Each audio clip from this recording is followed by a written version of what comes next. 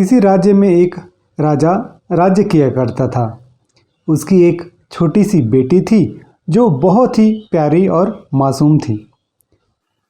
वह हर रात अपने कमरे की खिड़की खोलकर आसमान में निकले चांद को ताकती रहती। एक दिन उसने राजा यानी अपने पिता से कहा कि पिताजी, मुझे चांद चाहिए, मुझे चांद लाकर दो, मुझे उसके साथ खेलना है। राजकुमारी की यह बात सुनकर राजा हैरान हो गए और उसे समझाने की कोशिश करने लगे कि यह मुमकिन नहीं है। लेकिन राजकुमारी ने तो चांद पाने की जिद पकड़ ली थी। चांद न मिलने की स्थिति में वह न कुछ खाती न कुछ पीती, बस दिन भर यूं ही उदास रहती। बस पूरी रात चांद को खिड़की पर बैठकर देखती रहती। इस कारण धीरे धीरे राजकुमारी की तबीयत बिगड़ने लगी और वह काफ़ी बीमार हो गई। राजकुमारी की यह हालत राजा से न देखी गई और उसने अपने मंत्री और दरबारियों को राजकुमारी के लिए चांद लाने का आदेश दे दिया। राजा का यह आदेश सुनकर सभी मंत्री और दरबारी हैरत में रह गए। उन्होंने राजा से कहा, महाराज, चांद को लाना मुमकिन नहीं है, यह हम भी जानते हैं और आप भी। ऐसे में हम चांद को राजकुमारी के लिए कैसे ला सकते हैं? मंत्रियों और दरबारियों की यह बात सुनकर राजा अपने राज्य में ऐलान करवा देते हैं कि राजकुमारी के लिए जो भी चांद लाकर देगा उसे खूब सारा धन इनाम में दिया जाएगा। जब राजा के इस ऐलान के बारे में एक व्यापारी को पता चला तो उससे राजा का दुख देखा नहीं रह गया और वह फौरन राजा से मिलने पहुंच गया। व्यापारी ने राजा से कहा, महाराज, मैं राजकुमारी को चांद लाकर दे सकता हूं, लेकिन उससे पहले मुझे जानना होगा कि राजकुमारी को कितना बड़ा चांद चाहिए। यह कहकर व्यापारी राजकुमारी से मिलने की इच्छा जाहिर करता है। राजा भी व्यापारी की बात मान लेते हैं और उसे राजकुमारी के पास ले जाते हैं। राजकुमारी के पास पहुंचकर व्यापारी राजकुमारी से पूछता है कि चांद कितना बड़ा है।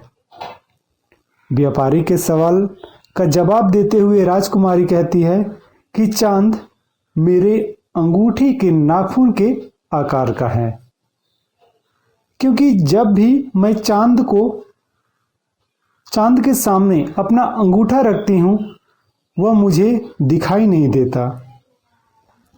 इसके बाद व्यापारी पूछता है कि चांद कितना ऊंचा है, तो राजकुमारी कहती है, शायद पेड़ से थोड़ा ऊंचा है, क्योंकि वह हमेशा महल के बाहर लगे पेड़ के ऊपर ही नजर आता है।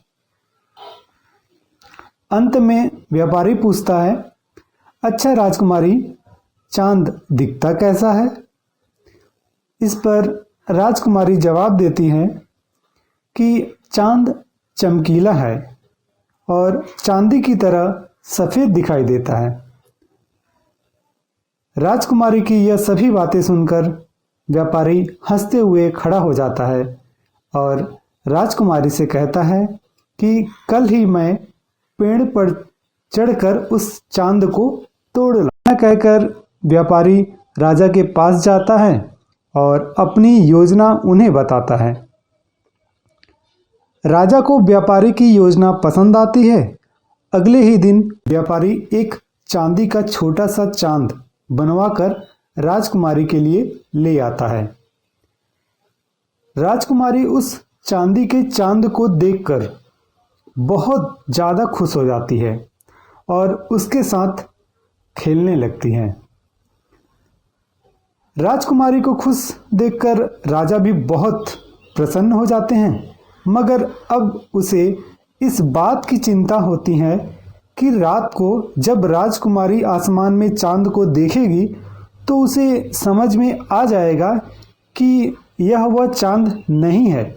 इस बात को राजा व्यापारी के सामने रखता है। बात भी सही थी। तो देखिए होता क्या है कि राजा की बात सुनकर व्यापारी कहता है कि मैं इस परेशानी को भी अभी हल किए देता हूँ। व्यापारी राजकुमारी के पास जाता है और उससे बड़े ही प्यार से पूछता है कि राजकुमारी, आप यह बताइए कि जब किसी का दांत टूट जाता है तो क्या होता है? व्यापारी के इस सवाल का राजकुमारी बड़ी मासूमियत से जवाब देती हैं कि उसका नया दांत निकल आता है। तब हंसकर व्यापारी पूछता है, अच्छा यह बताइए कि क्या आपको पता है कि जब कोई चांद तोड़ लाता है तो क्या होता है? तो इस पर राजकुमारी कहती हैं, हाँ, वहाँ दूसरा चांद उग आता है। राजकुमारी का यह जवाब सुनकर व्यापारी कहता है कि अरे वाह, राजकुमारी को तो सब कुछ पता है। इतना कहते ही व्यापारी कमरे की खिड़कियां खोल देता है और कहता है कि आइए फिर आज हम नए उगे चांद को देखते हैं। आसमान में चांद को देखकर राजकुमारी कहती है कि मेरे पास जो चांद है वह नए चांद से ज़्यादा खूबसूरत है, और अपने चांद के साथ खेलने में जुट जाती है। यह सब देखकर राजा बहुत ही ज़्यादा खुश हो जाते हैं और उस व्यापारी को बहुत सारा धन इनाम में देते हैं।